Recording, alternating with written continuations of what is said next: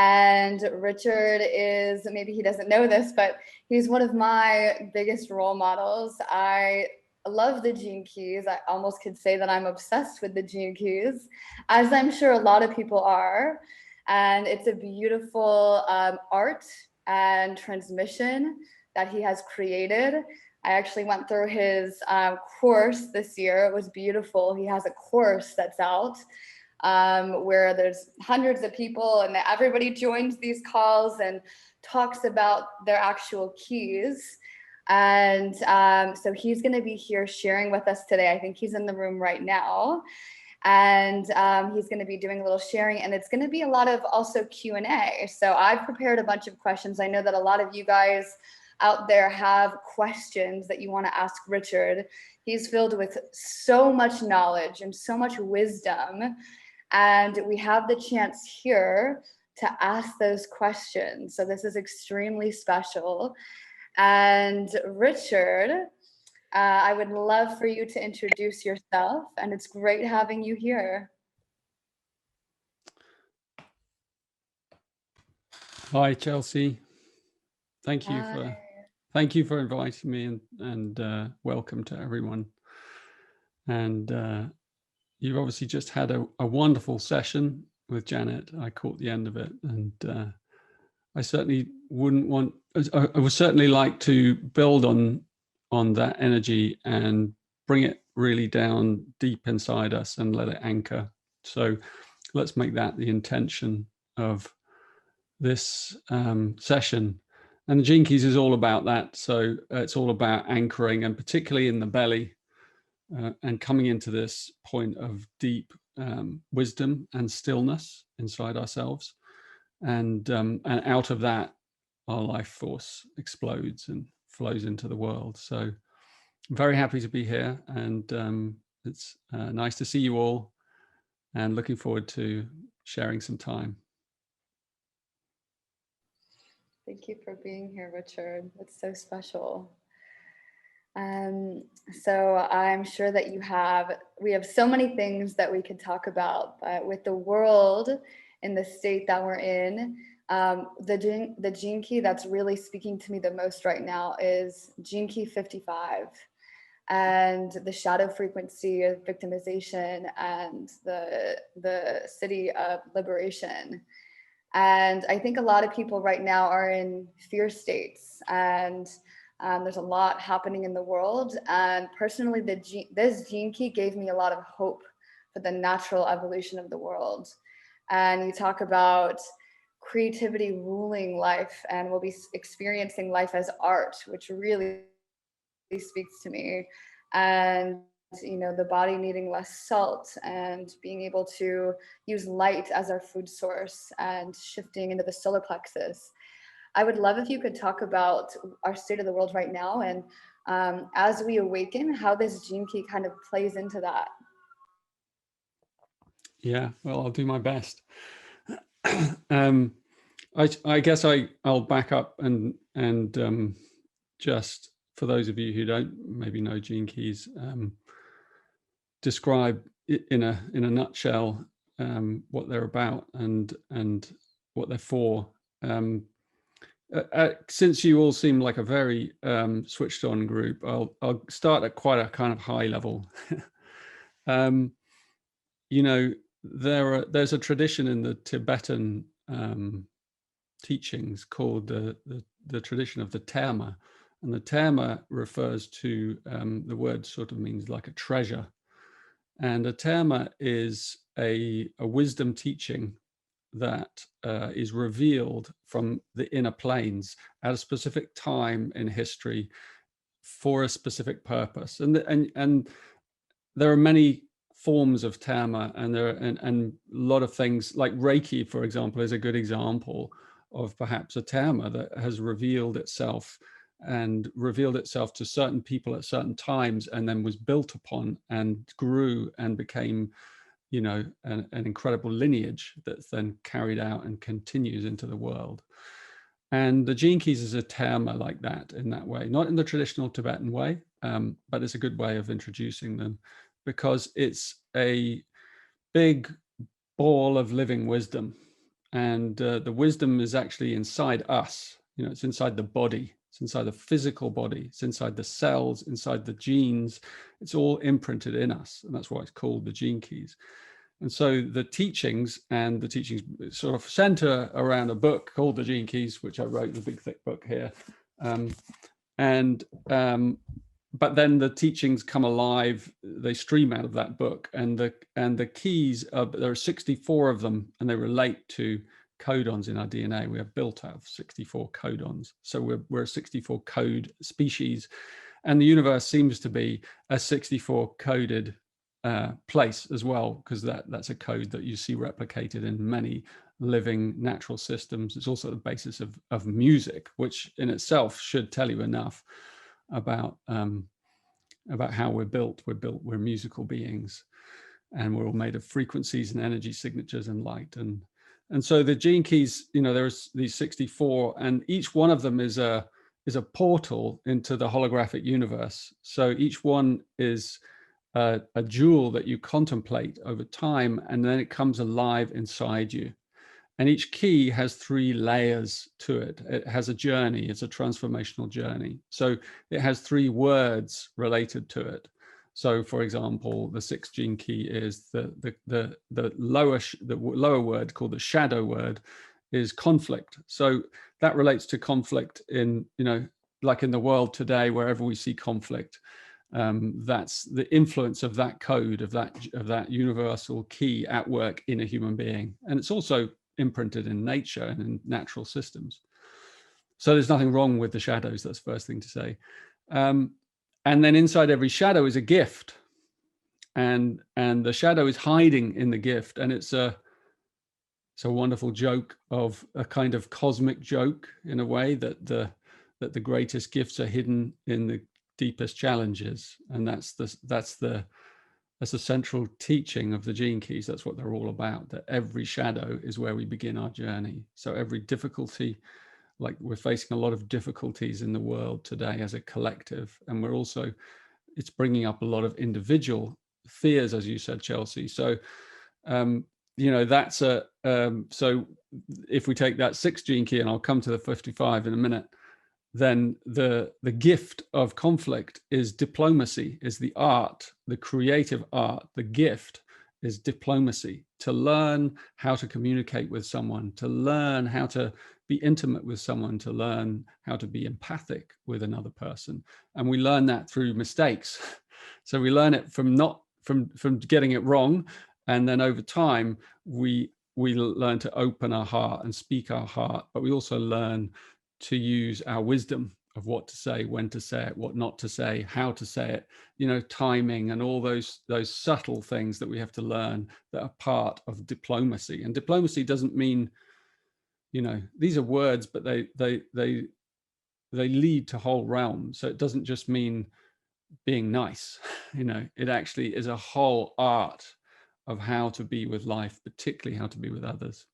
And then at the top level, which is, it's not really a top, but it's hidden inside, is what's called the siddhi, which is a Sanskrit word. And the siddhi is the divine emanation of that code, of that gene key. So inside every shadow is a gift, and that gift is a creative transformation of the shadow. And then out of that shadow flowers or fruits this beautiful siddhi. And the siddhi is our future, in a way. It represents, our fully enlightened consciousness. So it's a manifestation of a fully enlightened consciousness. So in the case of that gene keys, the 6th gene key would be conflict, diplomacy, and then the siddhi is peace.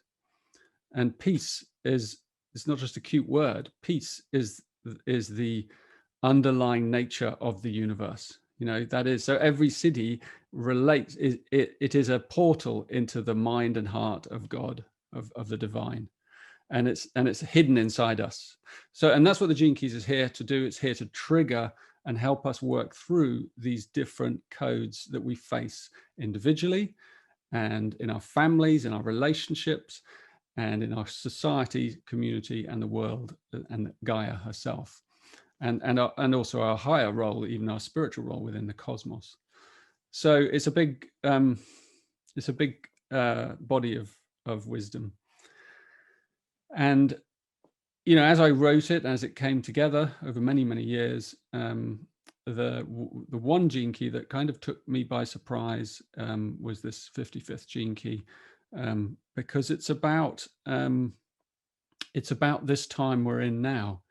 And when I mentioned that a terma, you know, is for a specific time, the gene keys brings the specific message that comes out of this 55, number 55, right? And the keys come in pairs as well. So everyone has a pair, and the 55 is paired with the 59, and the 55 is freedom. It is the key for freedom. And its shadow is victimization. It's about the victim. It's about the victim consciousness.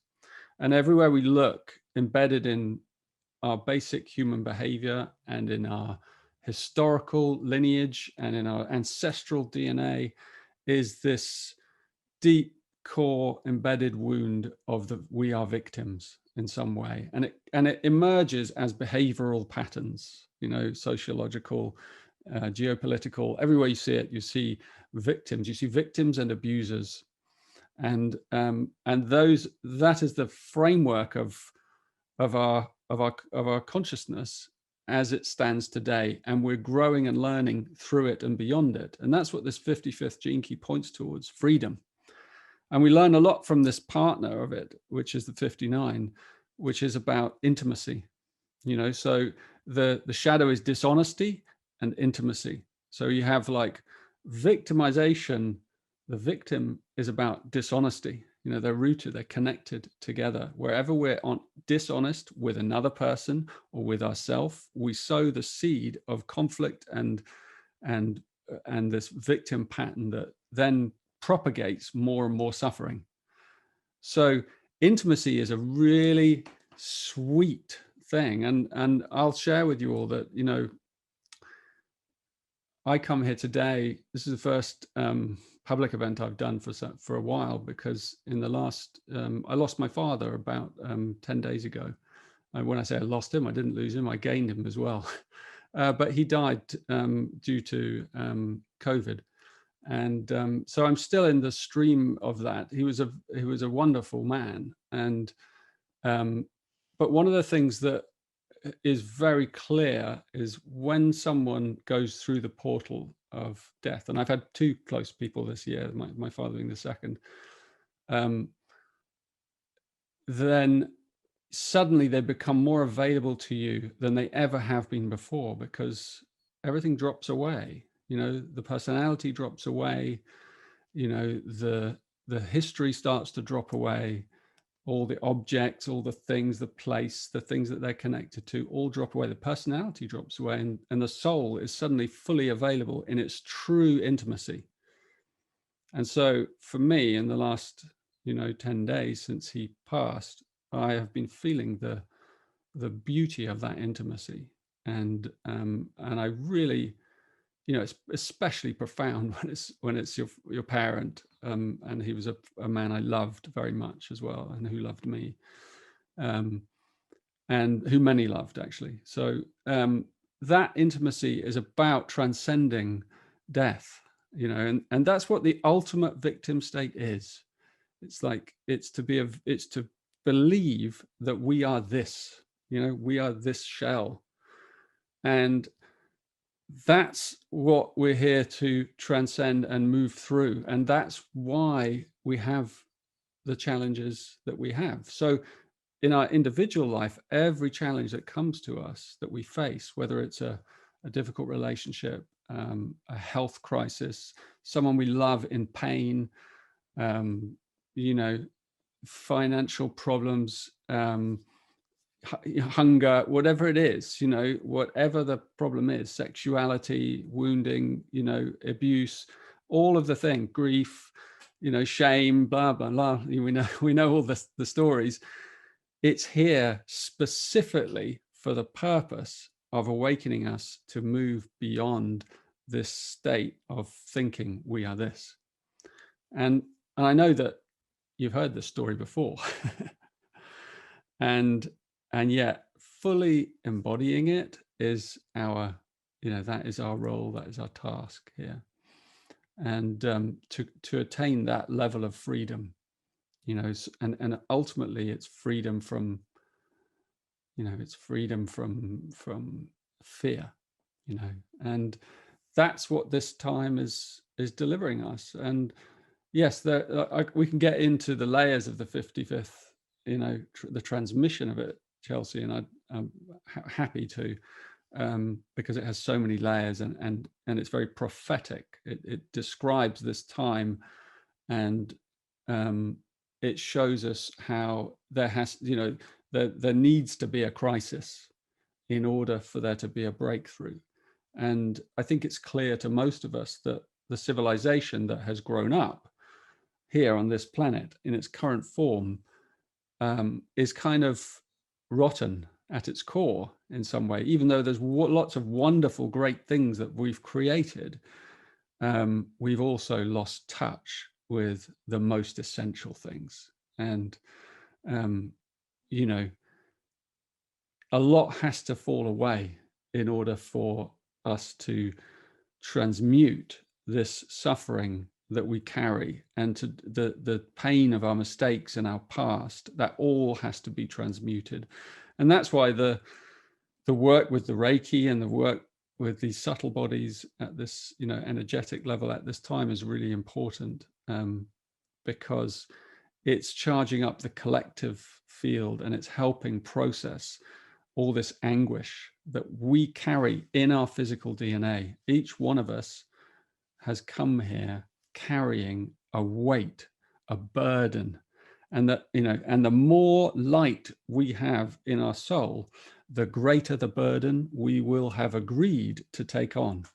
And sometimes we forget, you know, we're like, oh God, this is like, I didn't sign up for this. You did. You did. You better believe you did. And it's because you're a great soul that you signed up for it. And you even signed up for it going, well, okay, if I take that load, I may even have moments where I forget and ask for it to be taken away. And yet that's not why we're here. We're here to transform it. And that means we move towards it, into the suffering, into the landscape of the wound, and we learn it, and we have to learn how it works, and we have to know it in ourselves and in its real intimacy.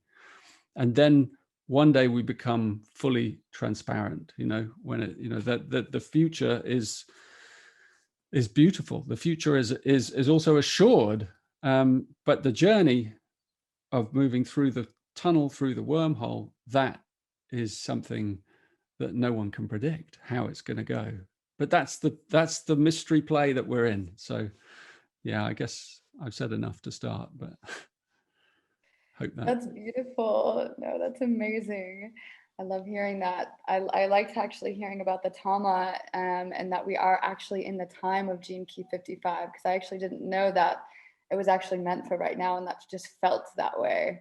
So that was really beautiful to express it like that. So I know that the Gene Keys is based on astrology, the I Ching, human design, and quantum physics. Those are the 4 components. Is that right?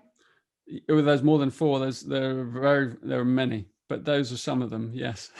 Oh my, yes. Okay. I'm just curious about the I Ching and how all of the, I guess I'm kind of curious about just the origin story and how all of these came together. I know it's a very long story, but I also think everyone here would really love hearing how this information kind of came to you. Yeah, well, it's one of those funny stories. I'll keep it short because there's a lot of other things to say. But essentially, I woke up one morning, and I was in my late 20s, and I woke up one morning and everything was different. And I just woke up in my bed, and the moment I woke up, I was in a field of light, and I woke up into a mystical experience, into that I didn't know what it was then, but I woke up, and it lasted for 3 days and 3 nights, the experience. And it was a spontaneous experience in that way. And in those 3 days, I was kind of light. There was light just pouring through me. There was no resistance in my being at any level whatsoever. It was just all gone. And I can't tell you how it happened. And I just was there in it. And the light was streaming through me with no resistance, you know, and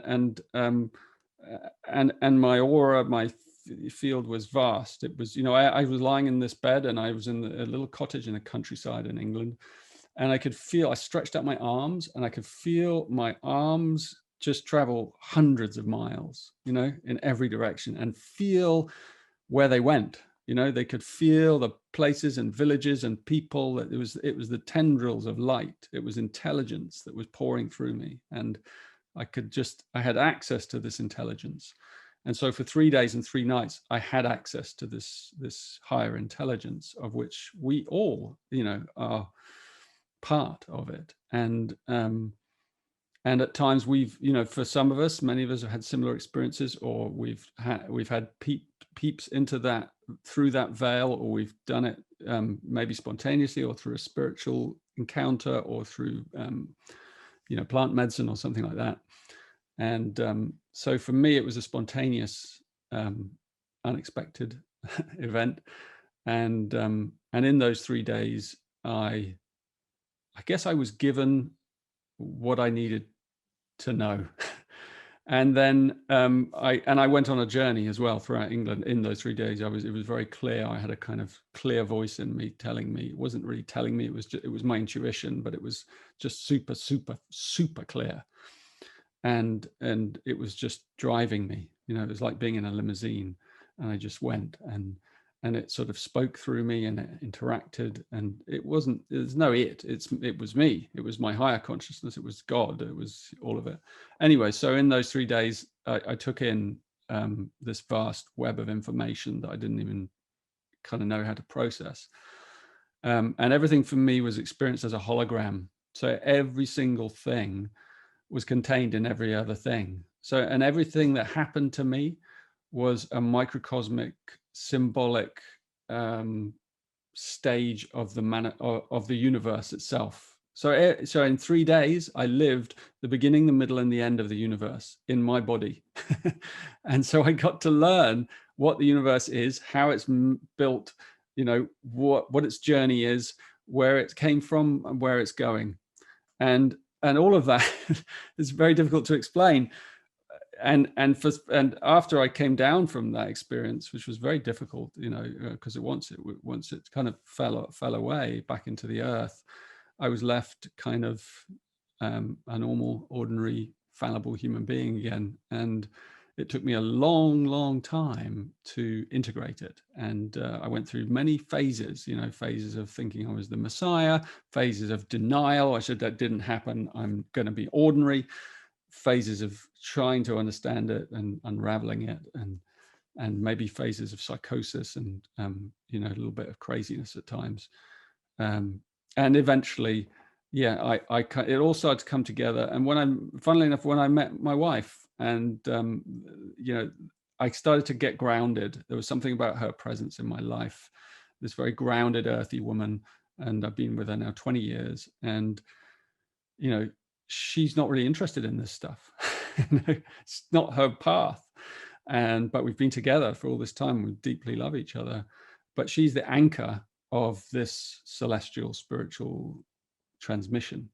And she just anchors it. And she's an earth woman. She's, you know, a person and a mother and many other things. But that is when it started to kind of form something. And it took many years of me then processing and studying these other systems for it to kind of coalesce and eventually become the Gene Keys. And I started to write down my deep contemplations of the I Ching based on the experience I'd had.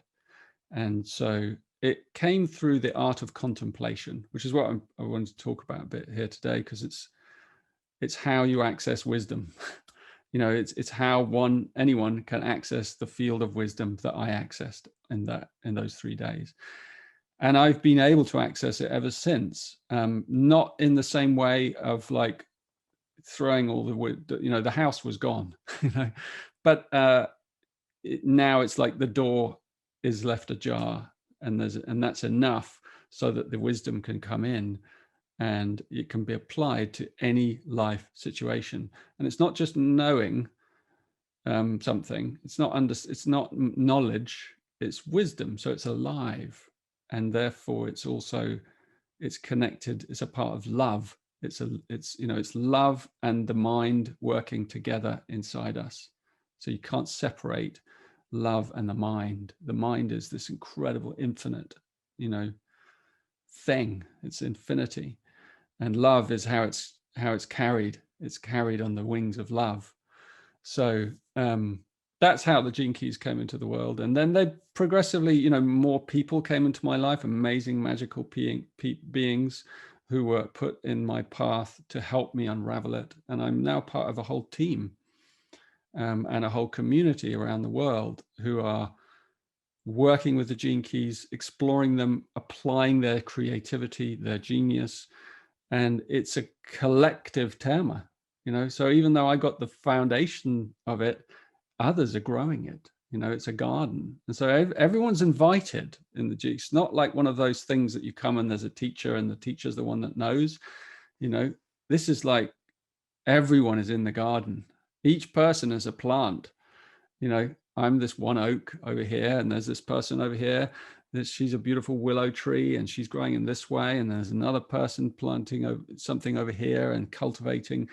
And the wisdom is alive. It's following its own wild directions. So it's something a little bit different from many other things out there. That's beautiful. And one thing I really loved what you said is the love isn't separate from the mind. And I think a lot of times in spirituality, it's operating in the space of no mind. But I really love the idea that the two just work so beautifully together. And I think you have a gene key, and maybe it's in the same gene key.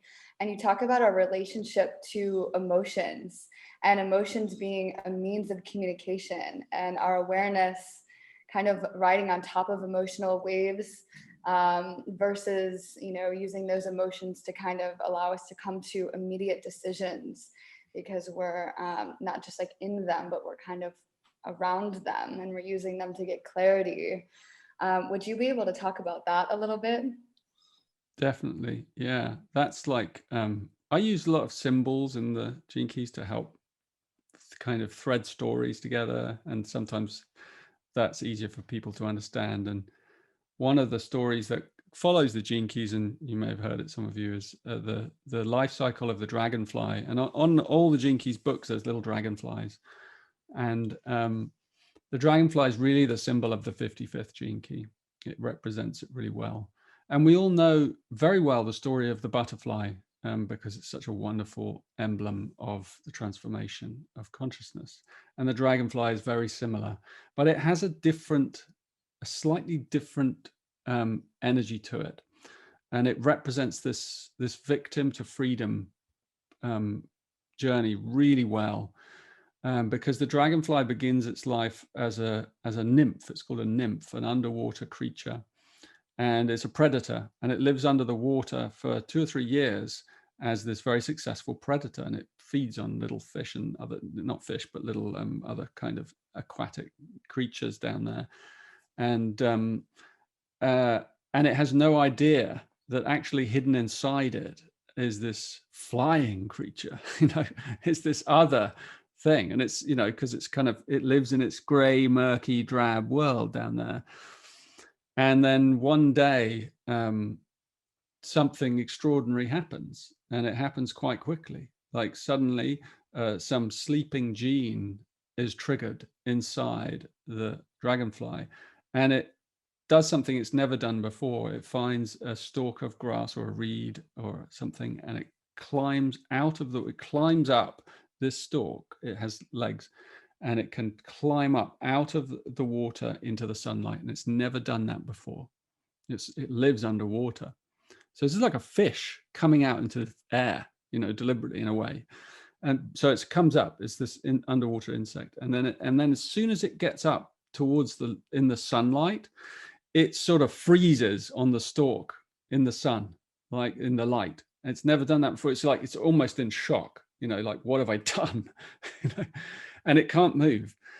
and it's kind of, it clenches itself there. And then this process starts to work inside it. And there's this, like in the caterpillar, there's this incredible mutation, this molt that takes place as the water that's inside it is pumped into the creature within it. Right? So it's a hydraulic procedure. It's hydraulics, which means that water is, the pressure of the water pushes open the kind of thorax, which snaps open the back of the old creature. And then this thing inside, this spiral creature, starts to unravel like this. And then the wings open out as well, these 4 wings, and they're resplendent, they're iridescent. They have these colors that you've probably seen. And there's this creature suddenly, and left on the kind of the stalk of grass or whatever, the reed, is the shell of the old one still hanging there, and you can see these, in this process. And then this dragonfly is just sitting there, and it takes a puff of wind, and then it's gone, and suddenly it takes to the air, and it is this magnificent aerodynamic creature that has incredible abilities.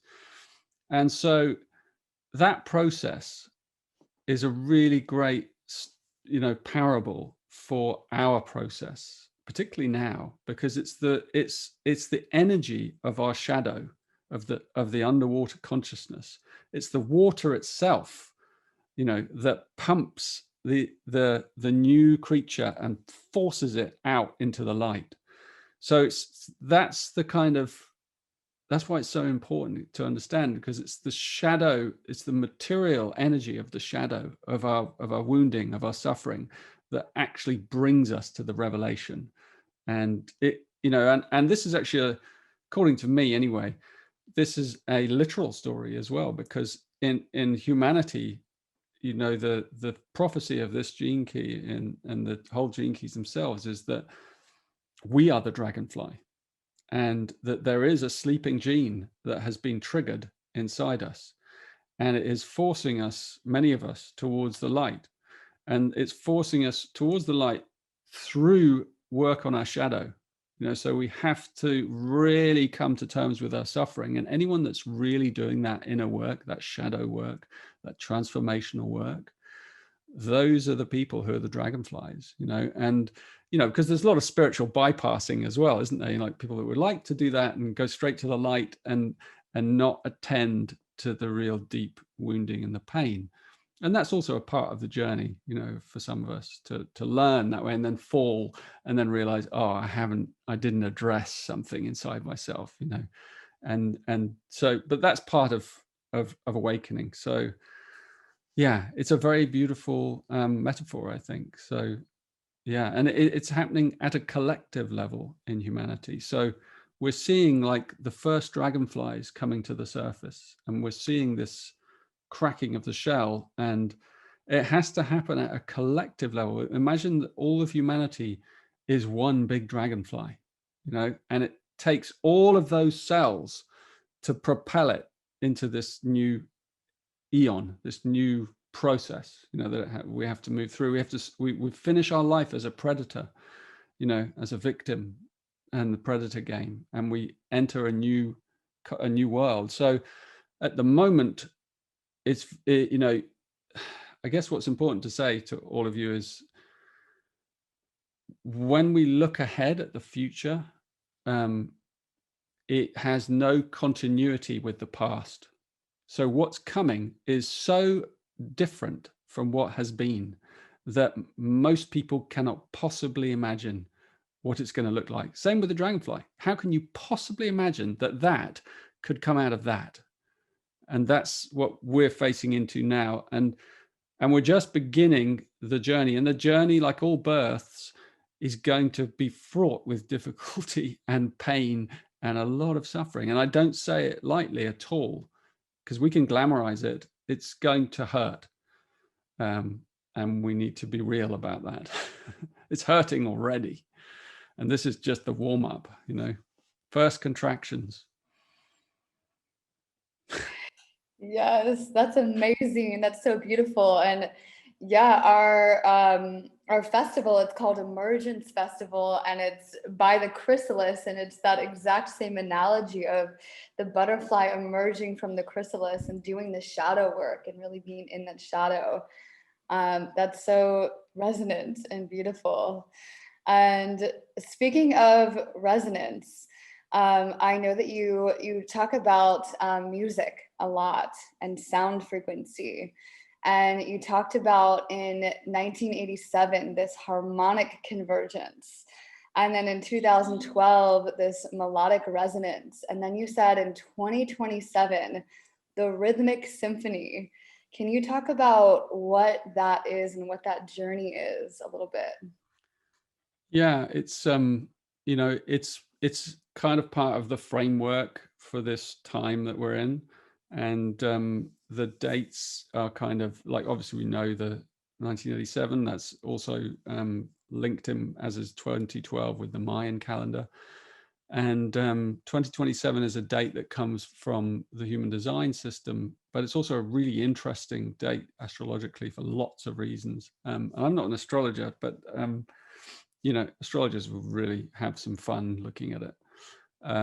But in the human design system, it tracks the huge precession of the equinoxes, which shows us global themes. You know, so it shows us global themes through the gene keys, through these 64 themes of the I Ching. And it's in 2027 that we transit into the 55th gene key. So there's this big, you know, there's this huge shift into that key, and its associated keys as well, like I mentioned, the 59 and other ones. And so it's really moving us on a major trajectory into this symphony, you know, into rhythm, you know, because you have harmony and then melody and then rhythm. And it's not that they even happen in sequence in a way. And it's not that they happen suddenly on those dates either. They're markers. They're like genetic markers inside our body, inside our being, inside our collective, that will trigger these events. So sometimes you know, you get to those dates and you kind of, there's this expectation and nothing really much happens. But something does happen, but it happens at an invisible level in the collective. It's a marker point where a trigger is occurring, and it's the same as we're moving in this decade now, up to, you know, this decade of 2020 and 20, you know, up to 2027, this 7-year cycle to 2027 that we've started, that we're a year in. I think, you know, there's going to be a lot of unraveling in this time in order before we get to that marker. And then after that time, you might say that it's kind of in full swing, whatever the birth process is. So we're, as I said, we're building up towards it, and it's the names are really lovely, like harmonic, you know, melodic resonance, you know, and then, you know, because the melodic resonance is talking about the kind of the fractal, the groupings of people who are going to shepherd this process, the midwives, if you like. I call them the catalysts, who are going to shepherd this process, this birth, you know. And so it's now at the time where those people are meeting, connecting, collecting, work, coming together. That's what this time is for. In the next, you know, for anyone listening to this, in the next 5 or 6 years, it's really important to come together with those on the same wavelength like you are in this community, and begin to kind of bed down some real kind of grounded sense of community, relationships, build the bonds strong with each other, and then reach out to other communities and teachings as well who are doing the same thing, so that we're building this melody, you know, in preparation for the symphony that can begin, you know, after that date, 2027. And it will last hundreds of years. But it, you know, it's an incredible time to be born. It's an incredible time. And everyone that's born in this time, particularly those who are feeling the awakening, it's because it's why we've come for this. You know, we've come specifically for this, and yeah, we're going to help get this baby out. I love that analogy. And I even love the analogy that you can either have a pushing, painful birth, or you can have an orgasmic birth. And my hope is that everybody on this call comes together so we can help have this orgasmic birth together. Yeah. So beautiful. Yeah, that's the dream. Yeah. So I know I've been asking a lot of questions, and I'd also love to open up this space because we have about 20 minutes left. And I know that you guys are probably dying with questions. If you guys have any questions that you'd like to share, go ahead and put them in the chat or take yourselves off of mute, and we can go ahead and answer some of those.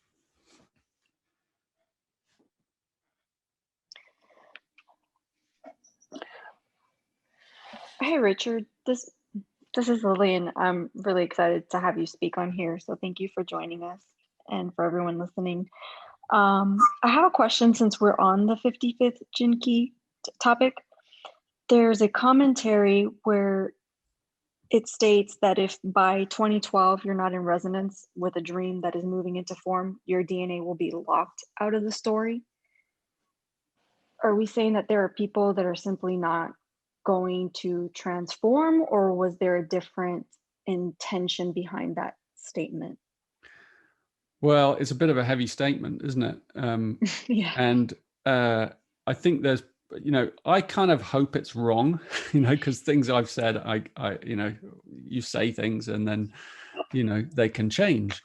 And I hope it's wrong, and only time will tell. But I think there may be some truth to it, because, you know, this is what the ultimate freedom is. You can evolve at your own pace, at your own speed. And if this isn't your eon, then your freedom is to return at you know, at a later date. And why not go at a slow speed if that's where you're at, you know?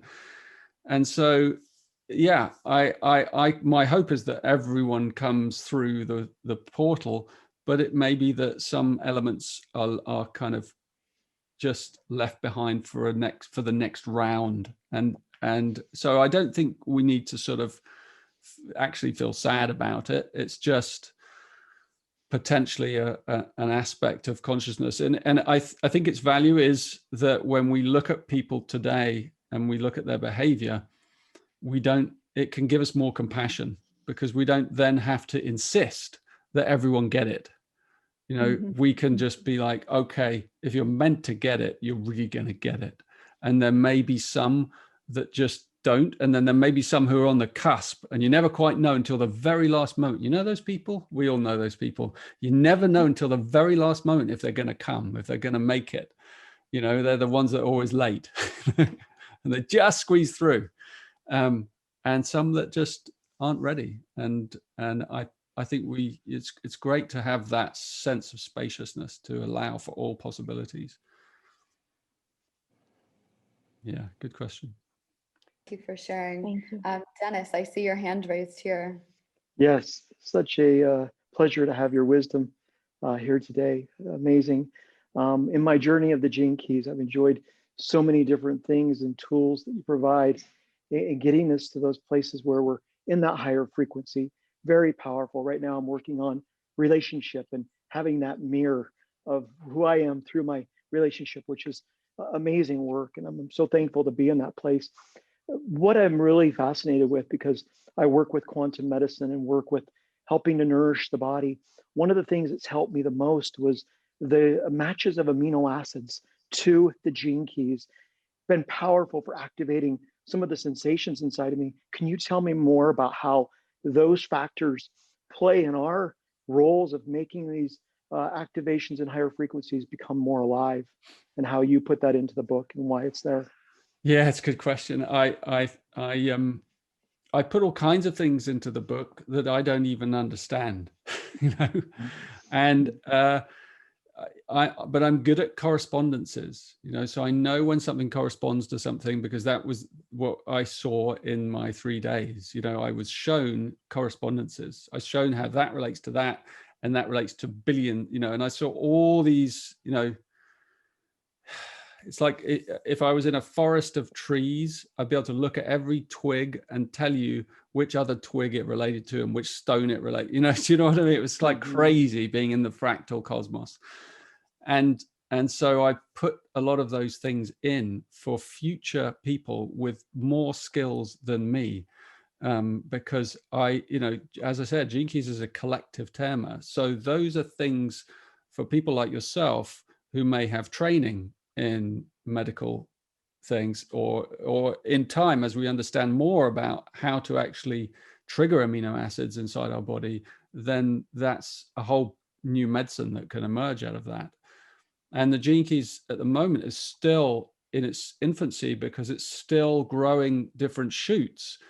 And every key has a relation, because every key is made up of 6 lines. So there's 384 of those, sort of base components.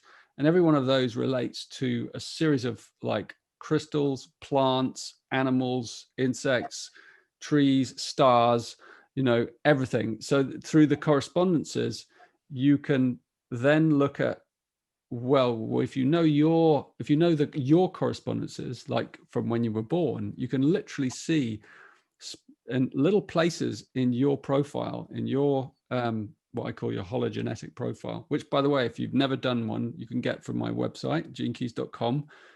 Top of the thing, free profile, go in there and you'll get it, and then you can start to puzzle it through. But in there, it has layer upon layer upon layer upon layer of detailing. So in time, my hope is that people with expertise will come together and work out how to use those things. But for me, I'm just the kind of messenger, but they're in there for waiting for people like you, Dennis, to kind of start contemplating them. The most important thing is really to come in and get the embodied, as you are doing the work, working it through your relationships, working it into your, into your health, into your body, into your life, so that then you have the grounding to dive into the deeper zones, like the one you're talking about, going into like microcosmic, which can give birth to a whole new kind of energy medicine, if you like. So yeah, that's going to be exciting to see where those things Thank go. you. Yeah, thank you so much for Yeah, that information.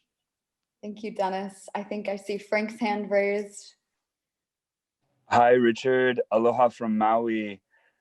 It's a pleasure and a privilege to see you, and thank you so much for being here.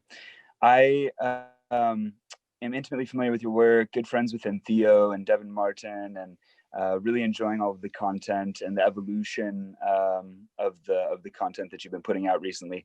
I'd actually be curious to hear your remarks on the 55th gene key and the dichotomy with the 22nd, and maybe just involution versus evolution, and how you kind of see that as being applicable to the current times for all of us. Yeah, thanks, Frank, and nice to meet you. And yeah, so in a way, there's 2 of those gene keys. There's the 55, and then the other one that behaved in that way was the 22, which I always quite like, because I like the pattern of 55 and 22. They're kind of reversals. And whereas the 55 is prophetic and looks to the future and shows us, where we're heading, the 22 is the feminine version. It's like the lunar version, and it looks back in the past to help us understand our wounding and the journey that we're on, and the journey so that we can heal those wounds. And yeah, as you say, one is evolution and one is involution, and the involution, these 2 streams, so the evolution we know, because it's where we're heading. We're heading towards this process in the future. The 22 is more about involution, and being the feminine component, it's more about grace. And involution is about it's like, if you look from evolution it appears, if you're traveling from evolution's perspective, it appears that you are forging your journey through the void, through the choices you're making step by step. I am free. This is the freedom of the 55. I am free. I can go this way or this way or this way. I'm going to go this way. And you go, no, I'm going to come back and go this way. And so you have that freedom to choose. From the perspective of involution, it's completely different. From the perspective of involution, the choices are already made. Every single choice, even the one that you think you didn't make, or that you change your mind halfway through, that one was also made. Right. So both of our viewpoints of the whole, from the whole, and we can inhabit both in a way. And that's the paradox of the two. And what the involution shows us is it shows us that every step we take is a step of grace, because it is in a way perfect. And that's why everything that happens to us is perfect. It's revealed in time to be perfect. You know that, you know, in our lives, we have that thing you think, oh, really, really, this is the worst thing that could happen. And then a year later or a couple of years later or whatever it is, you kind of look back and you go, wow, that really changed my life. You know, and it was so, even though it was difficult, it had to happen for me to be here where I am now. And so that's the journey of involution, evolution. And it's really interesting to explore the feminine side, actually. And I'm doing that right now in a big course called the Venus Sequence. So I have multiple courses on my website, self-study courses. Many of them are live, like the one we're in at the moment is a live 6-month course exploring those wounding patterns. But you can do it through the self-study version as well. And it really takes you deep into the wounding that's inside us, and realizing that everything that happens to you, you know, when you're young, whatever it was, whatever abuse, whatever difficulty, however your birth was, however, you know, whatever happened to you, it was the perfect, you know, it can be understood in the frame of its perfection if you understand the wounding, if you really understand it, because there's algorithms that govern everything. And so the gene keys and the Venus sequence show you the algorithms that relate to your specific wounding. And they also show you the collective wounding of the whole of humanity and each step we take. So having both of those perspectives is actually what leads to a kind of non-polarizing view in the world. Like right today, there are so many polarizing views, okay?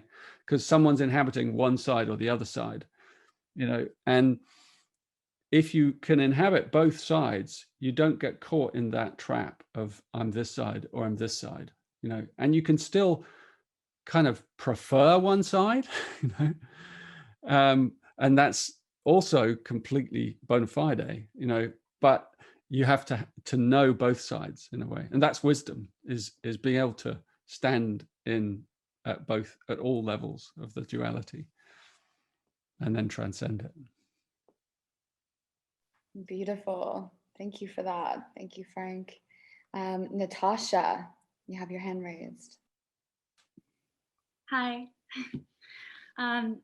Thank you so much. I'm so honored to be able to speak to you, because I found the Gene Keys in April, and it completely saved me, I think, through all of the hardship, to kind of look inwards. And the 22nd is actually my purpose. So I've been contemplating that one a lot. And yeah, I just can't speak enough about how profound the system is. And I'm in the Venus retreat now, and it's been so wonderful. But my question is more how to maybe speak to some of the more practical aspects of the art of contemplation. How to really like sort of use it in your day-to-day and really work with it once you start to have these sort of cerebral insights. Yeah, thanks, Natasha. That's a really great question. You know, I don't know if you've seen, I've just put out a new course, like a mini course on the art of contemplation. And it's based on my little book, Art of Contemplation. and which is a real lovely little treasure of a book. Short, you know, really nice way to begin your journey into the Gene Keys. It doesn't have too much jargon in it, and it gives you exactly what you've just asked about, Natasha. I don't know if you've read it yet, but inside it gives you kind of the pattern of what contemplation is and how it works. And it has these 3 layers. Everything in Gene Keys has 3s. It makes your journey easier if you know that everything has 3s, because then you just meet the same pattern over and over again, and it kind of feels familiar. And in the Art of Contemplation, the first phase is called pausing. And pausing is the ability to slow down your life. And it doesn't mean you slow down your external life. It means you learn to slow down your inner life, so that you're breathing more deeply, so that you're pausing to enjoy things, so that you're giving yourself time to just be, or time, you know, and there are many, many invitations that come to us each day. So the contemplation work invites you to look at your life through this lens. And the first lens is how many times, you know, might you be able to pause in one day? And as I said, there are many invitations to pause, but often we're not disciplined in some way, and we don't take those pauses. And it's a wonderful discipline because it leads to a more relaxing day. So, for example, you know, and things become habits, you know, that didn't before. So, for example, I almost always get up now before the sunrise and go and sit outside and just listen and watch the light changing. And it's magical to me because it's quiet, and there's always something that happens in my consciousness, and it's always different. And in the summer months, I often even go and meet the sun in the fields and stuff. But that's an example of giving yourself the space to pause and listen and let life in. And there are many other ones, like there are many practical things you can do to kind of bring this into your day. Well, one of the things we do at Gene Keys a lot in our communities is we linger. You know, I don't know if you've been on the calls, and you know, you start with maybe, you know, like the last one I was on, like 700 people, and then I always linger. You know, I wait at the end, and I linger and I linger and I linger, and we just sort of hang out and we talk a bit, and we just, you know, whatever comes out comes out. We stop the kind of teaching talk, and we just like hang. And sometimes it's 10 or 15 minutes, and the number goes din, din, din, din, din, din, until you got about, like, you know, 20 of you. And they're the real lingerers. And the gems always often come there, you know, at the end. And sometimes there's silence as well. But that's an example of, like, you know, using your life as a way of, you know, seeing it as art. You know, because if you can pause, you'll see more beauty around you than you can possibly account for, you know. And the aesthetic of contemplation is that you can't see that beauty unless you're pausing regularly. So that's the first phase. And I'll quickly do the other two. Inside pausing can occur pivoting. So if you have 100 pauses in a day, you know, and one pause can be just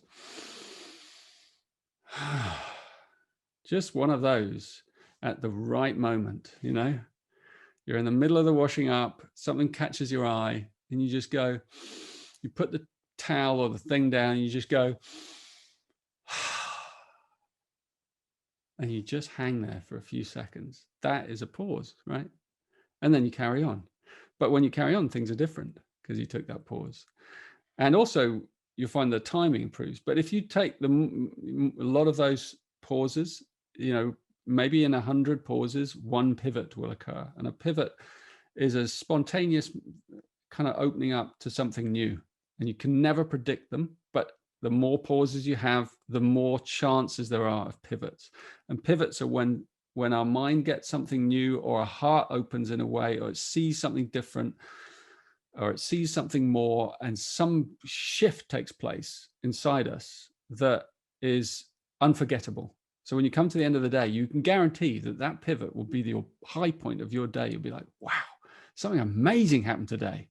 Because I took a pause, you know, I stopped on the street to talk to one of those guys with the clipboards who I never give time to. I took the invitation, and I turned out I knew his cousin, and the whole story kind of comes because you took that pause. And they come in all kinds of different ways, pivots.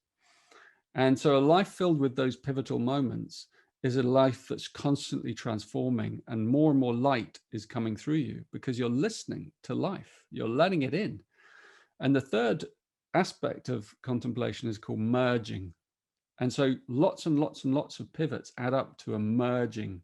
And merging then becomes a part of who you are, because you start to merge with life, with the world, with others, with anger, with fear, with love, with, you start to you no longer contract away from things that you don't like, but you start to kind of move towards everything. And it's it's the field of love opening up in you, and the field of trust. And that's what the art of contemplation does. It may sound like it's a kind of mental thing at the beginning, but it's very physical. It's deep in your breath. It occurs. It's deep in the belly. As the breath deepens and your life starts to kind of open up in a new way. So on a practical level, if anyone's interested in kind of learning it, I'm doing a little pitch here. My new little online course. If you go to genekeys.com homepage, it's right there. You'll see new online course. It's $35. It's so cheap. It's my cheapest course because I want everyone to know it, because it's so beautiful. And you go in and it's very easy, and you get the book, and I'm reading the book in installments, and you can just take it at your own time. It's very mellow. It's very easy. Anyone can do it. Anyone, and you guys are like pretty advanced anyway, but sometimes the advanced people miss out on the simplest things. It's like, that one. A lot of nodding heads. Thank you so much. Thank you, Natasha. That was an amazing question, and I resonate with that comment too. Adam, I see your hand raised here. Yeah, thank you. Hi, Richard. It's such a privilege to meet you. I've been working with the Gene Keys on and off for about 2 years, and I was sitting here just thinking of what's most alive for me right now, and what I wanted to ask you your thoughts on. And for me, it's that so much of your writing seems to be about surrender and allowing and trusting. And yet I also find that if at a certain point I don't exert my will on my life, it can get very stagnant. And at a certain point, if I'm forcing my will on my life, nothing happens because it's not meant to be. And I guess I just wanted to ask you your reflections on that duality and how to discern what right will is, or if there is such a thing, and what surrender is. Great question, Adam. Thank you. I think it's an old chestnut, isn't it? Like you're given, if a problem comes your way, let's say, you have two possible journeys with it. One is the warrior. I'm going to fight, I'm going to take it on. And the other is surrender. I'm going to just let it wash over me. I'm just going to yield. I'll give you an example from my life. It's like just from last week, right? When I went to see my father, and and then he was lying there, and he was, he'd left his body, and the next day I was out in his garden. He lived in this lovely house, and I've been to visit him a lot in the last year, just spending a lot of time with him, feeling that he was coming close to the end, and there's this huge Wellingtonia tree, like a redwood, in his garden, and it died about 2 years ago. It started to die, and every time I visit him, I saw it and it's the kind of guardian tree of the property. It's beautiful. And I'd say to him, that tree needs to come down. It's right next to the house. It's real presence. And he didn't want to do it for some reason. He didn't really want to go there. But then the first thing I did after he died is get the tree surgeons to come and take that tree down, for many reasons. But it was dead, and it was like it could have fallen on the house. Anyway, so in the first week they came, and they were kind of a motley crew. They were kind of this bunch, and like, and I kind of knew that I was being kind of, sometimes that you're being played, and I could sense like these guys are, they're kind of wheeler dealer, they were asking a bit too much money, and they weren't telling me all the truth. And they were like, I could just see, like, I could say, you're going to sell the logs for this, you're going to make a lot of money, aren't you? And he's like, no, we can't do anything with the logs. No. And I just kind of let it go. And I noticed it inside me. And I thought, I just thought I can take the warrior stance here, or I can take the surrender stance. And I was kind of debating which one to take. I thought, if I take the warrior stance, which is the stance for justice, which is the stand, like, I'm not going to be ripped off, you're not going to pull the wool over my eyes, I'm, and then I have to meet them, and then I'm facing them, and I can do that, like, I can definitely do that. Like, I know I can go down that journey, and many people would do that. And yet I was in this heart space. And so I chose the other path. I said, I'm just going to let it go. And I thought, it's a hard time for everyone. Those guys need a bit of extra money, especially that guy that brought that tree down. I thought, he was like amazing how he did that on his own. And I thought, just let him have a bit of the extra money anyway. It doesn't matter. They don't even, you don't need to go there. And so I just let it go, and it gone. And then I was able to just be with them as a crew. And I didn't have this kind of, I'm going to have to kind of take you guys on.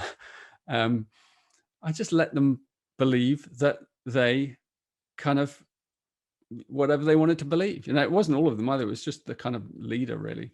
And it felt good. And I was able to even communicate with him in a very loving way, because I was able to say, you guys did a fantastic job. It's like, really appreciate it. And, and then I was sort of thinking, after they'd gone, I thought, well, I won't be recommending them to anyone, but it's like, what the hell, So in a way, we have those choices, and it depends on, where it depends on where we want to go. Sometimes you got to stand up for what's right, and you just got to do it. And other times you can let it slide, and you can just take a different path. And they're both incredibly valuable.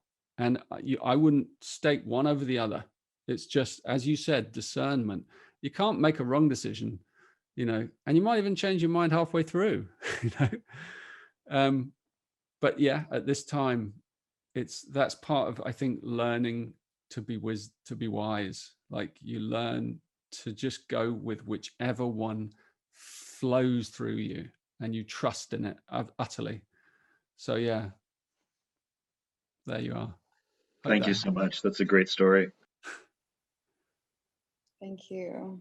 That's beautiful. I see a question in the chat. I think this is a question on oneness and duality. Flaxus Art, would you like me to read it for you, or would you like to speak it? Is this a question for Richard? If our multi-dimension. Thank you so much. I think it was already part of his answer, but I had this question written before you were talking about this experience, about this story, because for me as an artist, it's always very important to have more than dualism. One of my favorite artworks is like a skyline of Dubai, which is like a mirror effect. You have the skyline, and I put this skyline in black and white because we are living in this dualism. So the people are educated like doing something right or wrong, being good or bad, healthy or ill, rich or poor, and all this stuff like men and women, all the separations. So all the separations means for me, it's not freedom, it's not equality, it's not, there are, as long as separations are there, there's the bridge is missing. And so I took the mirror effect of this piece of art, of this image, and I left all the colors into the water, because water is a basic element for all living. And this means for me equality. This means for me it's an element we were born of, the water, and we are combined with the water, because the water today is the same as the water like the dinosaurs had in their bodies. So the water is just circling around. It is part of our all life and existing. So yeah, therefore I asked this question: if we are choosing like right or wrong or black and white, I think yeah, it is. I think there's no solution. We will never find a solution as long as we separate. Yeah, I think you said it. I think it's absolutely true. And also,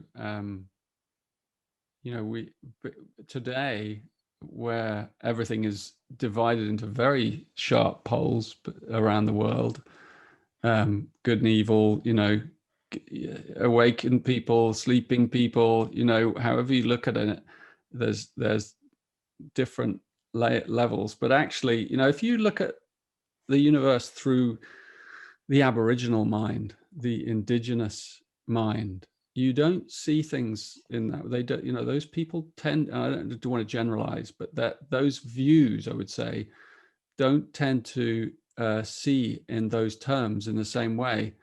And there's a really interesting theory. It's called standpoint theory. I don't know if, you know, I know we have to finish soon, but and the theory is that, you know, on all the extremes, you know, you have all these different views of politics and, you know, people like spiritual people, material people, all that. And at the very edges are these people who have like extreme views, and they can be extreme, like, so they're not really extreme, like, so like indigenous people are like they're right on the fringe of society, of our modern society, right? But this theory says that the people on the fringes, their views bring incredible power when you bring their views to the center, because they like when you really understand the viewpoint of someone who's on the fringe and you integrate that into the whole, it has a much more powerful balancing effect on the whole than anyone else in the, you know, any other viewpoint, you know. So it's really important that we listen to those views that we kind of, you know, don't understand, you know, and we understand, and we want to try and empathize, like, how did you come to this view? I want to know, you know. And it's part of that journey I started with diplomacy. Like the diplomat is the one that knows how to listen, but doesn't ask loaded questions, just wants to listen, wants to understand. And when people are understood and they're heard, it's of great value to the whole, to the collective. And I think this is, you know, really a key in the years ahead for our society, is integrating those more, like, the views that aren't heard, you know, like, which is we're beginning to do with the Black Lives Matter and all kinds of, you know, other movements that are being heard, and extreme ones as well. But it's important to hear all the viewpoints, you know, because then we hear all the nuance and we can see the whole thing, and it means that our view is less kind of black and white. We're more able to flow through all the different views, and we can even appreciate the beauty of the whole, all as one. So spectrum of colors and spectrum of personalities and meanings. Yeah. Thank you so much. Yeah. Thank you. And we are getting to the end of our session here. Richard, I would love to kind of bring this back into our initial intention of talking about kind of the state of the world that we're in. And if you have any words or parting advice that you could give our community and really just the light workers around the world in general around these next few years as we're leading up to these really significant dates, potentially 2027, what would you say for us? I'd say learn to pause, really. You know, let your days become, you know, go the opposite way of everyone else. You know, when I say everyone else, like, let these be the years that you relax more and more deeply into your being, into your belly, into your body, into your creativity, you know, so that as the world's going in the direction of decline, you go in the opposite direction. I wrote an article some while ago about if I could find it somewhere on my website, it's about entering the storm of the time coming ahead. And there's loads of stuff on my website, like if you just have to dig, and it's all in there. It's about entering the storm. It's about the dervish entering the storm, the cyclone, you know, and the dervish goes out into the storm and opens their arms to it, and is then is like inspired by the storm itself, instead of rushing indoors and hiding away. And I think that's the attitude that we need. It's like someone was saying earlier, that is it going to be a birth of pain, or is it going to be orgasmic? You know, it's going to, you know, is it going to be ecstatic? You know, and I think that what's needed is a breed of ecstatics, you know. So we're required to, you know, and ecstasy, you know, is a misunderstood thing, because ecstasy comes from going deeper into our suffering. You know, it doesn't shy away from grief and all those feelings and stuff, but it punches through and finds, like, it's like my couple of weeks have been, you know, the letting go of my human side of my father, and then the acceleration of our relationship through and intimacy of knowing him in a new way, or remembering him in a much more open way, but then also missing his lovely gentle presence of just being there and, you know, chatting, and obviously, and the familiarity of that. But so both of those held together, you know, are what leads to the ecstatic view. Ecstatic isn't only positive high, you know, it includes the suffering, you know, it includes and transcends. And that's what kind of, you know, that's what gets us there. That's what will take us all the way through this birth. You know, that attitude, that courage, you know. So, and build community, you know, build community, build, you know, build bridges with everyone that you feel devoted to. You know, wherever, I guess that's the most important thing. Like, wherever you feel there's a devotion between you and another, build that energy, build a castle out of that, you know, and don't waste your time if it's not there. You know, if it's not there and it's not kind of showing signs, like, you can be friendly, but don't pour your energy into that place. You know, pour your energy into the devotion area. And even if there's only one relationship in your life that has that, that's the place to put your efforts and your work and your, you know, build something with that person, whether it's a relationship, a business, an idea, something. Use that energy, that soul to soul energy, because it has awesome power in it, and it's a sign from God or from the whole that this is a person that you want to be working with, right? So yeah. That's so beautiful. Thank you, Richard. Thank you for being here, for speaking at Emergence Festival, and for doing this for all of us. Thanks, Chelsae. Thank you for having me. Thank you. Yes. Would everybody be able to take themselves off of mute and rub your hands together, generating some energy? And Richard, we have a phrase that we say called Ashtahe. It means I am you being me. So can we give Richard a little Ashtahe love? Ashtahe. Blessings to you. Thank you. Thank you so much. Ashtahe.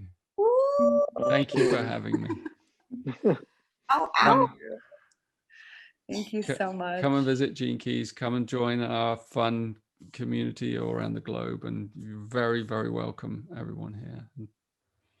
Beautiful. Thank you, Richard. We really appreciate that. Yeah. Amazing.